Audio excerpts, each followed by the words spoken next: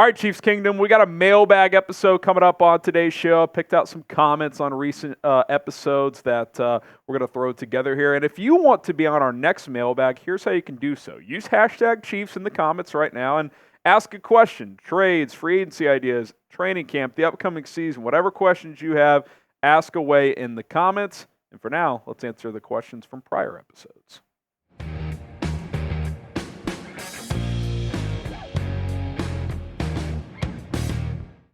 Welcome into the Chiefs Report. My name is Harrison Graham from Chat Sports, and on today's show, we're going to get to your mailbag questions. Picked 5 of the best ones that I could find from recent episodes. Again, hashtag Chiefs if you want to get on a future mailbag.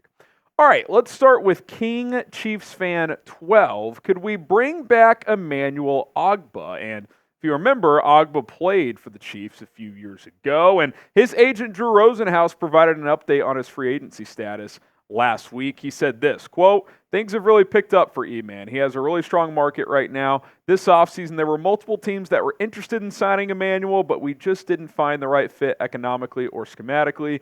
We want to make sure it's the right team playing in a 4-3 scheme. He was somewhat out of position in a 3-4. We're going to work really hard to put him into a scheme that will allow him to do the great things he did at the height of his career." You look at his past 4 years, those first 2 years in Miami were in a 4-3.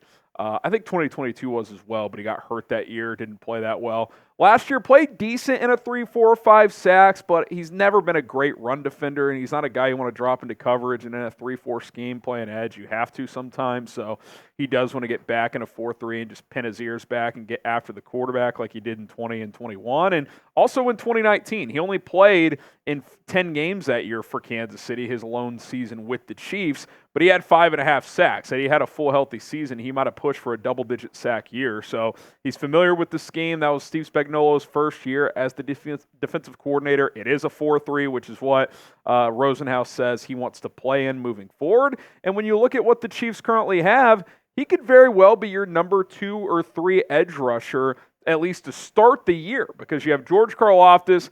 I would guess Mike Dana would still start over him, but they would probably stagger those two a little bit, as Dana's a better run stopper. Ogbah's a better pass rusher. Charles Omenihu, obviously, when he's healthy, he'll probably start or at least play a lot, but we don't know when he's coming back. So I think this would likely depend on just that. What is Charles Omenihu's timetable? He's 4 months removed from ACL surgery. He's been training, but not cleared for contact. He's still probably a couple of weeks or a couple months away from that. We've kind of speculated maybe after the bye week in week 7. And, if it's going to be that late, then I think I might sign Ogbah, because even once he's back, Omenihu probably will take a few weeks to get up to speed. So if the price is right, and if Ogbah wants to come here and play in a 4-3 once again, which it sounds like he does want to play in that type of scheme, I think it could be a fit for both parties. What do you guys think? Would you bring back Emmanuel Ogbah? Type Y for yes or type N for no.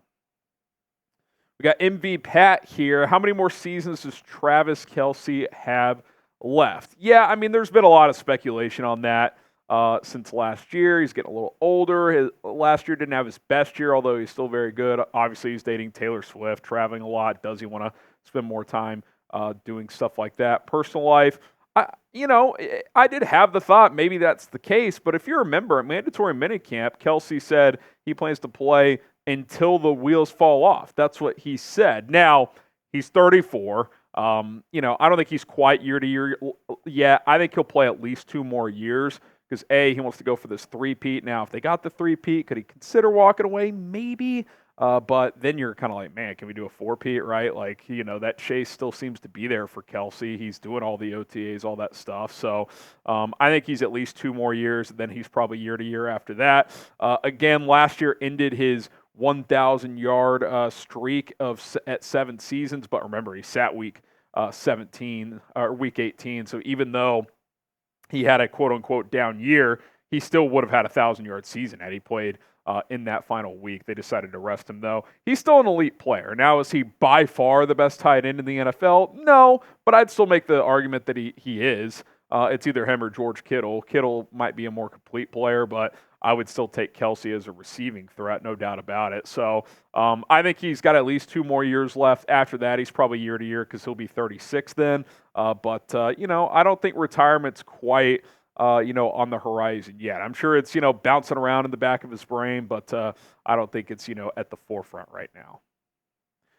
3-Pete Bound. Hope so, man. Should we be concerned about the running back room after Pacheco? Yeah, this is kind of a sneaky thing we haven't talked a ton about. Like, do you guys love this room? Because I don't really. Like, I like Pacheco a lot. He's a good player, fits this team well, brings physicality to the offense. Edwards-Helaire, a good culture guy. They used him a little bit more as a pass catcher last year, but he had a career worst 3.2 yards per carry, so he's not that effective as a runner. He doesn't have a ton of juice. Deneric Prince was kind of a off-season darling last year's UDFA, but he was mostly on the practice squad. Luis Reese-Zamit, the former rugby player, can he give you some touches? Amani Bailey's an intriguing UDFA, but I don't love the depth there. I just don't. And let's be honest, running backs are susceptible to getting injured because every time they run between the tackles, it's basically a car accident with how much physicality there is. And we know Pacheco, his play style, he seeks contact, which sets a tone for this team. But let's be honest, he's more susceptible to injury. He's had a couple already in the young part of his career. So I would look at the free agent market. And there aren't great names out there, but there are 3 guys that I think could at least help raise the floor of the depth in this room. Cam Akers, a guy we've talked about a couple of times, a couple of years ago was pretty good. Wasn't very good last year, but I think he could at least give you some decent depth. Latavius Murray, 34 years old. He's still a good player. He's rushed for at least 400 yards, I think 10 years in a row. Jerick McKinnon obviously battled injuries last year, but you at least know what he is, right? Like what he brings to the table as a third down back, both as a pass protector and pass catcher. So I'd be open to bringing any of these guys back. Whether the Chiefs are, that remains to be seen. Should the Chiefs sign a running back? What do you think? Type S for sign, P for pass. I think they're also like a candidate where if there's a surprise cut somewhere that they could poach that player. So certainly don't have to do anything right now, but I would like to add someone to this room because CEH is like your clear-cut RB2. It's a little underwhelming to me. Pick yourself up a hat and t-shirt combo at chatsports.com/KC combo. It's on sale for a limited time only. Got a few left. Take advantage. chatsports.com/KC combo. Link in the comments and description. We got D-Man 333. If Brandon Aiyuk truly became available, would you want to trade for him? I mean, look, if this is Madden, you'd be like, absolutely, right? Like Brandon Aiyuk's route running, separation ability, playing with Patrick Mahomes, opposite of Travis Kelce, Rashee Rice. That's fun to think about. This is one of the better young receivers in this league, a fringe top 10 receiver in the NFL. Been a lot of buzz. He wants more money than the Niners are willing to pay, yada, yada, yada. You guys have probably followed that. And he probably comes in as your number 1 receiver, right? Rice becomes your 2, and then you got 2 burners and Marquise Brown and Xavier Worthy. So, on paper, absolutely. But this is why they traded Tyreek Hill. They didn't want to pay a receiver $30 million per year, and that is what Aiyuk wants. Niners are like, we'll give you 26. He wants 30. So, the Chiefs traded a guy because he wanted $30 million per year. It was controversial, and then they won 2 Super Bowls. So, it'd be fun. He would definitely elevate this offense, but in terms of just allocating resources, I don't think the Chiefs are going to go that route. So, it'd be fun to see it, but I don't think they're going to do it. Now, join the channel, hit that subscribe button, turn on notifications, because if the Chiefs make a move, regardless of if it's a huge splashy move, like trading for Aiyuk, or just a small signing or cut or something like that, we're going to make a video on it, because that's what we do here on the channel. Hit that subscribe button, turn on noties, and join the channel. It's 100% free. All right, Chiefsaholic 87. If you could add any player in the league to this roster and money wasn't a factor, who would it be? I like this question, so I wanted to kind of dive into it.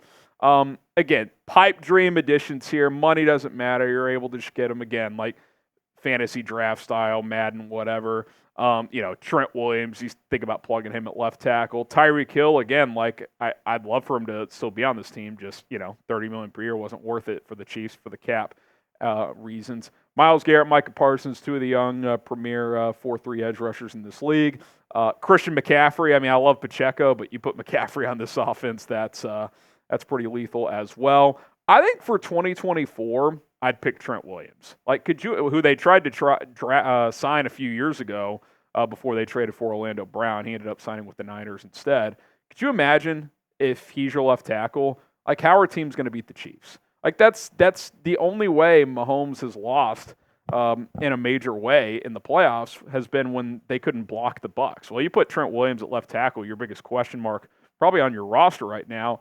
They are by far the favorites in the NFL this year. So I would pick Trent Williams. Obviously, he's 35, so if it was a long-term situation, I probably wouldn't. Maybe Penei Sewell, the Lions' right tackle, who could easily play left tackle. But, I think you put Trent Williams on this offensive line. Good luck to other teams.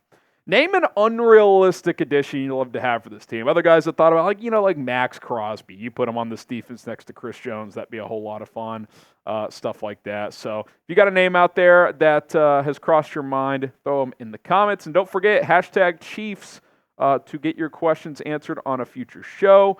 My name is Harrison Graham. Hit that subscribe button, and we'll see you next time.